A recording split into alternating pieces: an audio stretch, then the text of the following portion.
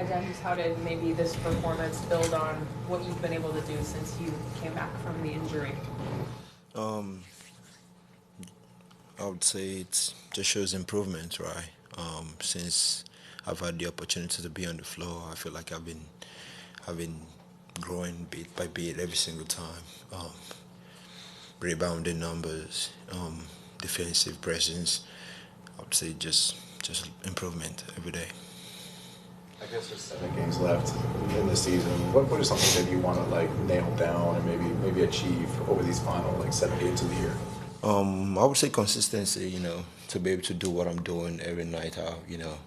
Um, I can be one day good, one day in, and the other day I'm out. I would say consistency to be able to do every single night. So. You and Lonnie have kind of were establishing a little bit of a connection today. Just maybe how has that kind of established itself quickly, and maybe what have you seen out of him since he joined the team? I would say it's like playing just like getting time together with players on the floor. Kind of similar like last night it was me and Jerry Butler, and tonight it was Lonnie. I think just like sharing the floor with those guys, it just helps build the chemistry and like little connection there. So just time. You mentioned consistency, and I remember you talking to us back in January, and you said your goal was to try to be consistent then as well.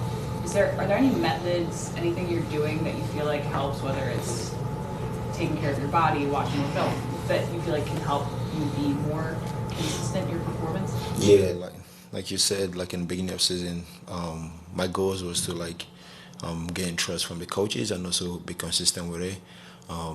Obviously, one of my biggest keys, like watching film. I spend a lot of time with Fab, watching film. I watch film with my trainer back home. I think those are the two big key, and also your body is also important, right? You need your body to be available when they need you, right? So, watching film I think film has been the biggest for me. To be able to watch my mistakes and correct them on the fly. So. There have been so many new people coming in and out of your team the last few weeks just because of the situation. Even though you're a rookie, do you now find yourself as like somebody that guys come to like pick your brain, or just you feel like a veteran already in this type of circumstance? Yeah, it is new to me. It's different from what it used to be in college, where my teammates we played the whole year together. But I think I'm kind of adapting quick. Sometimes you get attached to people on your team and they move on, but I'm learning to be able to make a new connection quick, to be able to bring them with you and involve them in the team, get to know them, and also try to help them understand the team play and what we need to do on the floor. So I think it's a learning process for me to be able to adapt with new teammates. So.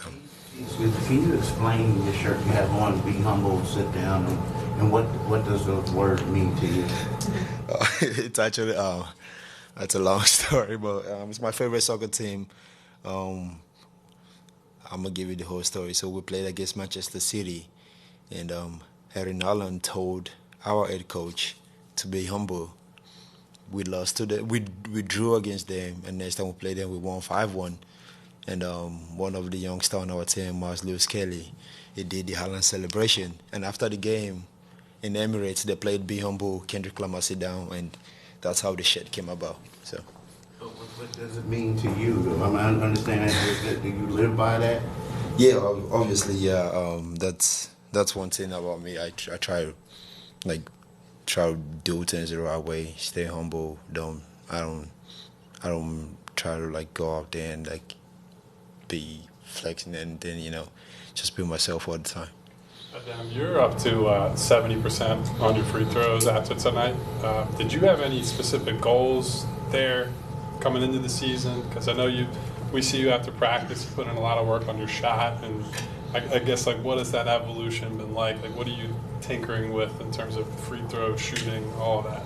Yeah, that's an aspect of my game I worked on. Coming from college, I knew I needed to work on that and improve that. I spent a lot of time with the coaches working on my free throw after practice, before practice, sometimes on the off days. But that was one of my goals coming into the year, and the coaching staff they spent a lot of time with me on that. So I didn't know I hit 70%, but that's big. So Lonnie mentioned that he goes back to the facility at night, that you are also always there.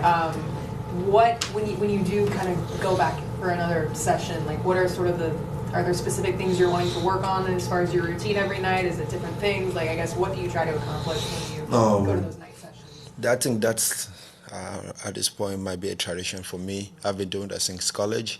I go back to the gym and at night. I just feel like it's more peaceful, more clear-minded. It's time to pay more attention to details. So I've been doing that since college. I just go back, work on the things I need to work on. My touch, free throw, things that the team needs me to do better.